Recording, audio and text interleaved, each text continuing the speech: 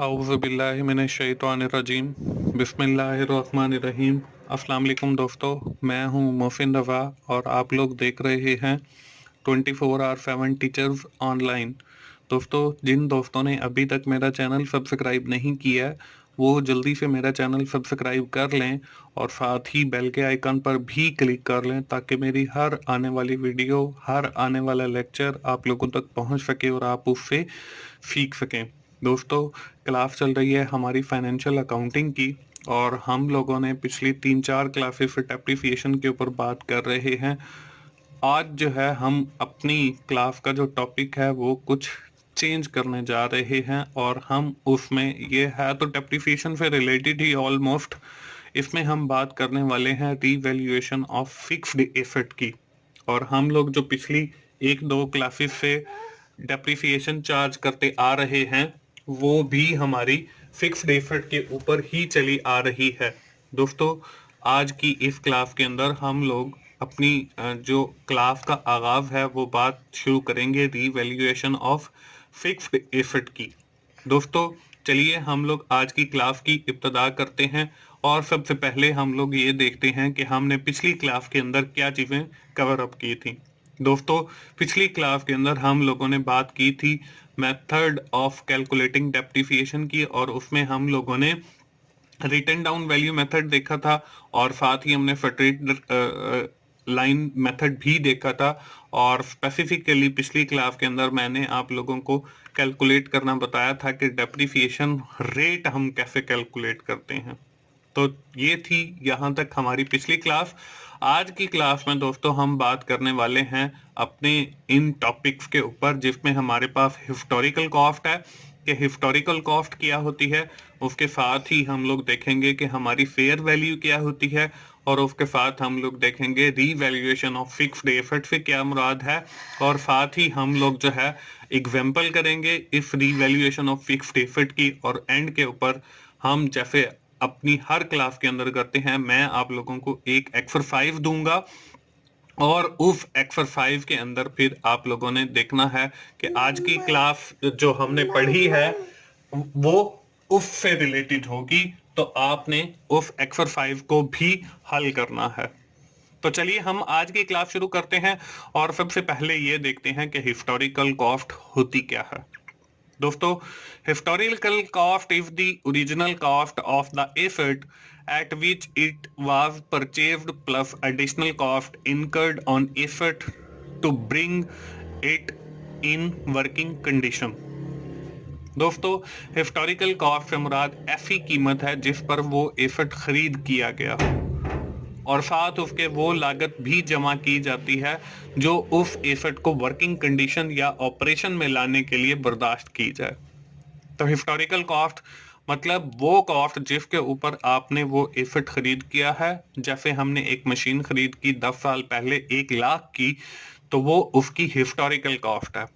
Plus उस machine को install करने में हमारे 10,000 रुपये खर्च हुए, तो हमारी हिस्टोरिकल कॉस्ट जो है वो 1,10,000 बन गई क्योंकि उस मशीन को चलाने में 10,000 जो है वो लागत भी आई। तो हमारी जो टोटल हिस्टोरिकल कॉस्ट है वो हमारी 1,10,000 बन जाती है। तो दोस्तों, ये हो गई हिस्टोरिकल कॉस्ट। उसके बाद हम लोग बात करते हैं जी हमारी फेयर वैल्यू से क्या मुराद है। ये दोस्तों हिस्टोरिकल कॉस्ट और फेयर वैल्यू हम लोग इसलिए पढ़ रहे हैं क्योंकि आज का जो हमारा टॉपिक है रीवैल्यूएशन ऑफ फिक्स्ड एसेट, उसके अंदर हम ये दोनों चीजें यूज करने वाले हैं। तो इसलिए जब हम किसी चीज को यूज करते हैं तो हमें सबसे पहले ये पता होना चाहिए कि उसका मतलब क्या है। तो इसलिए हमने हिस्टोरिकल कॉस्ट देखी। हिस्टोरिकल कॉस्ट से मुराद वो कॉस्ट है जिसके ऊपर आपने उस एसेट को खरीदा हो। अब fair value, it is the value at which an asset would bring to the management when sold to knowledge able party in fair deal।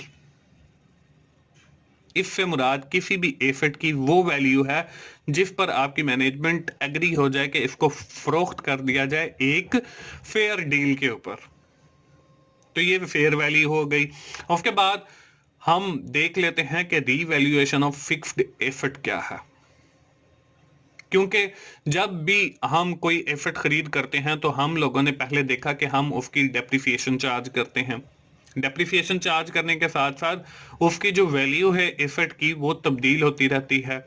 अब हम उस हिसाब के अपनी बुक के अंदर एंटर करते हैं, जो हम बुक्स ऑफ अकाउंट्स मेंटेन कर रहे होते हैं किसी भी कंपनी के लिए, तो उसको हम रीवैल्यूएशन ऑफ फिक्स्ड एसेट कर रहे हैं कि उसकी जो वैल्यू बार बार रीवैल्यूएट हो रही है, कम हो रही है, कभी ज्यादा हो रही है, तो उसको हम अपनी बुक्स ऑफ अकाउंट्स के अंदर कैसे एडजस्ट करेंगे।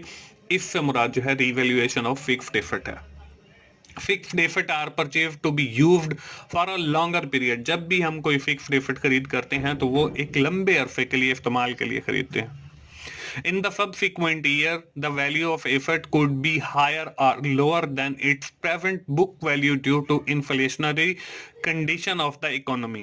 अब उसकी जो वैल्यू है वो कभी हायर हो जाती है, कभी लोअर हो जाती है, ये इन्फ्लेशन की वजह से हो जाती है। Assets are valued at historical cost in the books of account. अब जो भी हम एसेट खरीद करते हैं उसको हम हिस्टोरिकल कॉस्ट के ऊपर बुक्स ऑफ अकाउंट के अंदर दर्ज करते हैं। तो हमने ये देखना है कि जब उसकी वैल्यू हायर होती है या लोअर होती है तो वो हम अपनी बुक ऑफ अकाउंट्स के अंदर कैसे उसकी एडजस्टमेंट करते हैं। इसको हम रीवैल्यूएशन ऑफ फिक्स्ड एसेट कहते हैं। ये तो हो गई रीवैल्यूएशन ऑफ फिक्स्ड एसेट की बात। हम देख लेते हैं एक example revaluation of fixed asset की। यहाँ पे आपको स्क्रीन के ऊपर एक एग्जांपल नजर आ रही है जिसमें कास्ट ऑफ एसेट 3 लाख है, डेप्रिसिएशन रेट हमारे पास 20% है।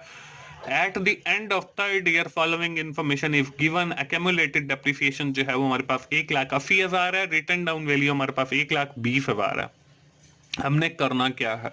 The management have decided to revalue it to the current market value and the current market value of asset is 1,80,000. You are required to make necessary adjustment. अब देखें हमारी जो cast of asset है वो 3 लाख है, हमारी जो एक्यूमुलेटेड डेप्रिसिएशन है वो 1,80,000 है, रिटर्न डाउन वैल्यू 1,20,000 है, और जो हमारी करंट मार्केट वैल्यू है वो हमारी 1,80,000 है। हम अपनी बुक्स ऑफ अकाउंट्स के अंदर इसकी एंट्रीज कैसे करेंगे ये हमने करना है। तो चलिए जी इसके सोल्यूशन की तरफ चलते हैं। इसके सोल्यूशन में देखिए आपको जो है मैं समझाता चला जाऊंगा कि ये हमने कैसे सॉल्व किया। स्टेप बाय स्टेप आपको हर चीज बतानी है। इसमें देखें हमने सिंपल एंट्री की है। सबसे पहले हमने डेबिट किया है एक्यूमुलेटेड डेप्रिसिएशन अकाउंट को, क्योंकि हमें जो है अपनी एग्जांपल के अंदर दिखाया गया है कि एक्यूमुलेटेड डेप्रिसिएशन जो है वो हमारी 1,80,000 है। अब हमने क्रेडिट किया है कास्ट ऑफ एसेट अकाउंट को वो 1,80,000 से, क्योंकि हमने डुअल एस्पेक्ट ऑफ ट्रांजैक्शन पढ़ा है कि every debit is equal to every credit, तो इसलिए हमने डेबिट किया है एक्यूमुलेटेड डेप्रिसिएशन अकाउंट को और कास्ट ऑफ एसेट अकाउंट को हमने क्रेडिट कर दिया है 1,80,000 से। तो इससे हमारा जो बैलेंस है वो बराबर ही रहता है। अब जब हमने ये कहा कि हमारी जो है यहाँ पे देखें accumulated depreciation 1,80,000, return down value 1,20,000, market value 1,80,000। अब देखें हमें जो मिसाल के अंदर ये तीनों चीजें दी गई हैं। अब ये 1,80,000 कैसे आ गया एक्यूमुलेटेड डेप्रिसिएशन के अंदर? अगर हमारी जो कास्ट ऑफ एसेट है वो 3 लाख है, हमें जो डेप्रिसिएशन रेट दिया गया है वो हमें 20% दिया गया है। तो अगर हम 3 लाख का 20% निकालते हैं, अगर हम 10% निकालते हैं तो वो 30,000 है। 30,000 और ऐड करें तो वो हमारे पास 60,000 बन गया। अब फर्स्ट ईयर की जो डेप्रिसिएशन है वो हमारे पास 60,000 आ गई। इसी तरह जब हम सेकंड ईयर की बात करेंगे तो वो हमारे पास 60,000, तो वो टोटल 1,20,000 बन गई। और थर्ड ईयर की जब हम उसके अंदर ऐड करते हैं तो वो 1,80,000 एक्यूमुलेटेड डेप्रिसिएशन के अंदर आएगा। जब हम डेप्रिसिएशन पढ़ रहे थे तो वहां पे एक्यूमुलेटेड डेप्रिसिएशन भी मैंने आपको बताया था कि फर्स्ट ईयर की डेप्रिसिएशन प्लस सेकंड ईयर की प्लस थर्ड ईयर की, तो ये हमारे पास एक्यूमुलेटेड डेप्रिसिएशन आ जाएगी जो हमारे पास 1,80,000 है। ये हमने 20% के हिसाब से चार्ज कर लिया और इसके अंदर हमने यूज किया है स्ट्रेट लाइन मेथड। अब देखें 3 लाख में से जब हम 1,80,000 निकालते हैं एक्यूमुलेटेड डेप्रिसिएशन का, तो हमारे पास 1,20,000 उसकी रिटर्न डाउन वैल्यू बच जाती है। वो भी हमें इस एग्जाम्पल के अंदर दी हुई है। उसके बाद हमें एक मार्केट वैल्यू दी गई है 1,80,000। अब देखें जो एक्यूमुलेटेड डेप्रिसिएशन है वो भी 1,80,000 है और जो हमारी मार्केट वैल्यू है वो भी 1,80,000 है।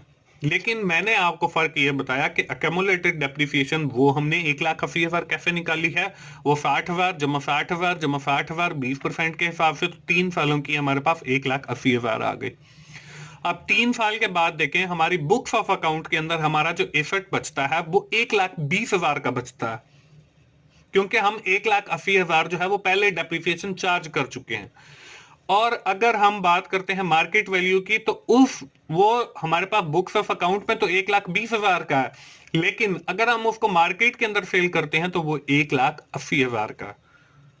अब हम इसको कैसे अपनी बुक्स ऑफ अकाउंट के अंदर एडजस्ट करेंगे? अब हम सबसे पहले कैलकुलेट करेंगे the difference between the current market value and written down value. कि बुक्स ऑफ अकाउंट के अंदर देखें आपका 1,20 का है, मार्केट के अंदर 1,80 का है, तो हमारे पास जो फर्क आ रहा है वो 60,000 का आ रहा है। अब हमने उस 60,000 की एडजस्टमेंट करनी है, तो वो हमने कैसे की? डेबिट किया हमने कास्ट ऑफ एसेट के अकाउंट को 60,000 से, और रीवैल्यूएशन ऑफ रिजर्व अकाउंट को जो है हमने क्रेडिट किया 60,000 से। तो इस तरीके से हमारी ये एडजस्टमेंट हो जाती है और रीवैल्यूएशन ऑफ फिक्स्ड एसेट हो जाती है। दोस्तों, मुझे उम्मीद है कि आपको ये रीवैल्यूएशन ऑफ फिक्स्ड एसेट की समझ आ गई होगी।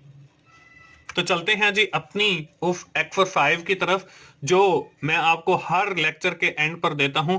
तो आज की जो एक्सरसाइज है वो आपको स्क्रीन पर नजर आ रही है। उसमें कास्ट ऑफ एसेट हमारे पास 2 लाख है, डेप्रिसिएशन रेट जो है वो 20% है, और at the end of second year हमारे पास जो इंफॉर्मेशन है अकेमुलेटेड डेप्रिसिएशन वो 80,000 है, रिटर्न डाउन वैल्यू हमारे पास 1,20,000 है, और रिक्वायर्ड क्या है आपकी देखें करंट मार्केट वैल्यू जो है वो 1,80,000 है।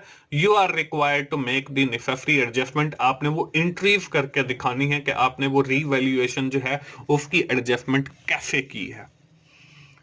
तो दोस्तों, ये थी हमारी आज की क्लास।